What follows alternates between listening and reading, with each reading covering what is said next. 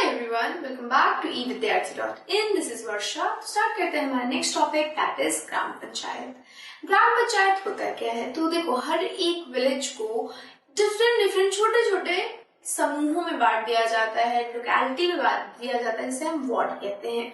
और वो वार्ड क्या करता है, वो एरिया के लोग, उस लोकेलिटी के लोग एक रिप्रेजेंटेटिव को चुनते हैं, जिसको हम वार्ड मेंबर कहते हैं या फिर पंच कहते हैं।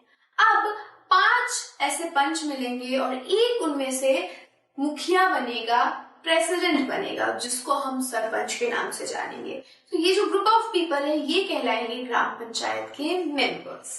तो this is your gram panchayat. तो देखते हैं gram panchayat. It is the executive wing of gram sabha. ये एग्जीक्यूटिव विंग है, यहीं पे आपके डिसीजन मेकिंग होंगे, प्लानिंग होगी एंड उनका इम्प्लीमेंटेशन होगा। Every village panchayat is divided into ward, that is smaller areas. छोटे छोटे एरियाज में हम हर पंचायत को बांट देते हैं, जिनको हम वार्ड के नाम से जानते हैं।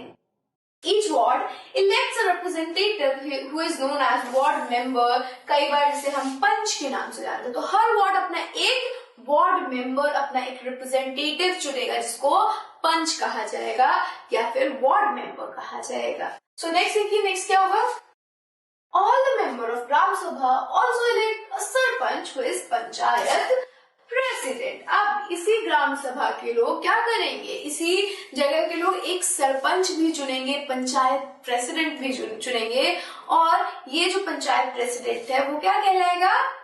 Yes, he will be called as sarpanch. Next देखिए, the ward panch and the sarpanch forms the gram panchayat. ये जो हमारा पंच है, वार्ड मेंबर है, और जो हमारा प्रेसिडेंट है हमारे ग्राम सभा का, उन दोनों को मिला के हमारा ग्राम पंचायत बनता है। तो gram panchayat is elected for 5 years। जो हमारा ये ग्राम पंचायत वो 5 सालों के लिए है।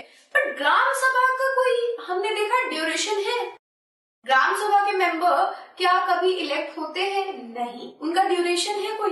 नहीं, कोई ड्यूरेशन नहीं है। पूरी जिंदगी अगर वो 18 साल के और वोट दे सकते हैं, तो वो ग्राम सभा के मेंबर होंगे और वो ग्राम सभा की मीटिंग्स में बैठेंगे। तो ग्राम सभा एक इटर्नल बॉडी कह सकते हैं कि वो कभी भंग नहीं हो सकती। उनका जो पीरियड है वो डिसाइडेड नहीं होता, वो तब तक चलेगा जब तक पंचायती राज सिस्टम इस इंडिया में है। वही ग्राम पंचायत का टाइम पीरियड सेट है, वो है 5 साल। ओके, नेक्स्ट देखते हैं।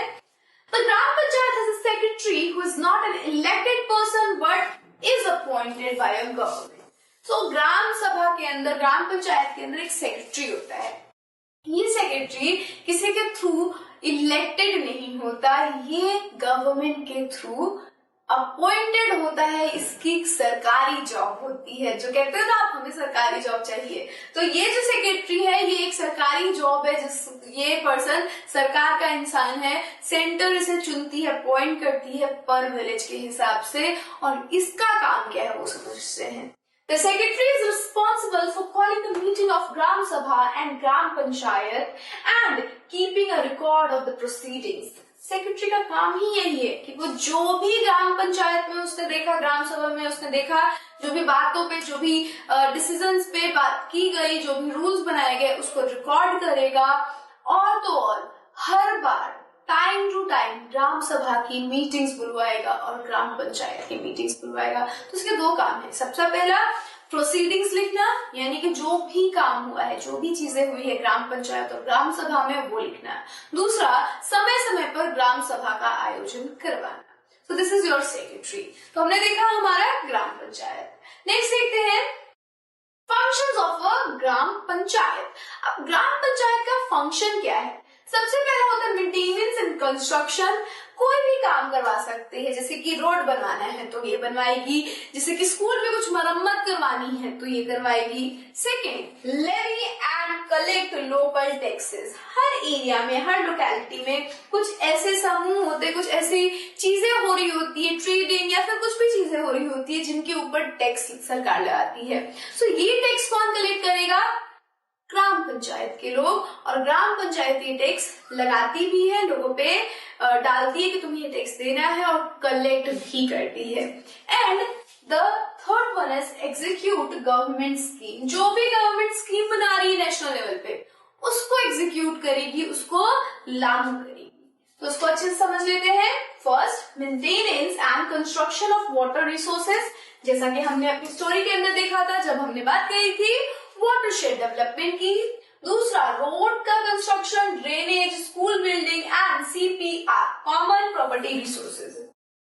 तो इन सभी चीजों का कंस्ट्रक्शन हमारा ग्राम पंचायत करता है। सीपीआर क्या होता है? Common property resources. आपने देखा होगा कई बार कि कुछ ऐसे एरियाज होते हैं, कुछ ऐसे रूम्स होते हैं किसी भी विलेज के अंदर जो कोई भी नहीं बनवाता, जिसका जो प्रॉपर्टी राइट्स वो किसी के पास नहीं होता। वो एक्चुअली में किसके अंडर होता है? पंचायत के अंडर होता है। एक बड़ा सा बरगद का पेड़ होता है, वो बरगद के पेड़ के आसपास थोड़ी बहुत जमीन होती है जहाँ पे लोग हमेशा इकट्ठा होते हैं, चाय पीते हैं, और ग्राम पंचायत की सभा लगती है। वो किसकी प्रॉपर्टी है? वो ग्राम सभा की प्रॉपर्टी है। उसको कॉमन प्रॉपर्टी रिसोर्स के नाम से जाना जाता है। वहां पे ग्राम सभा के सभी लोग आके बैठ सकते हैं, बातें कर सकते हैं और रह सकते हैं। सेकेंड काम ये करते हैं कि levy and collect local tax. जितने भी टैक्सेस लोकली कलेक्ट किए जाते हैं वो ये कलेक्ट करते हैं। एंड तीसरा, execute government scheme related to employment. जितने भी स्कीम्स गवर्नमेंट चलाती है, एम्प्लॉयमेंट की हो गई, जैसे कि मनरेगा, तो ये सारी जो स्कीम्स है वो सारी स्कीम्स कौन एग्जीक्यूट करेगा? हमारा इकलौता ग्राम पंचायत। इनको एग्जीक्यूट करेगा, इनको लागू करेगा। जिसको एम्प्लॉयमेंट की जरूरत है उनको एम्प्लॉयमेंट देगा, यानी उनको रोजगार देगा। So this is function of your gram panchayat. So this is all for this video. In next video हम बात करेंगे फंड्स कहाँ से आते हैं, ये जो मेंटेनेंस और कंस्ट्रक्शन का काम हो रहा है उनके लिए पैसे कहाँ से आते हैं, और एम्प्लॉयमेंट के बाद जो एम्प्लॉय कर दिया गया है उनके लिए भी पैसे कहाँ से आते हैं, कौन देता है। So I will see you in the next video. Till then, stay safe and keep learning with us. Bye bye.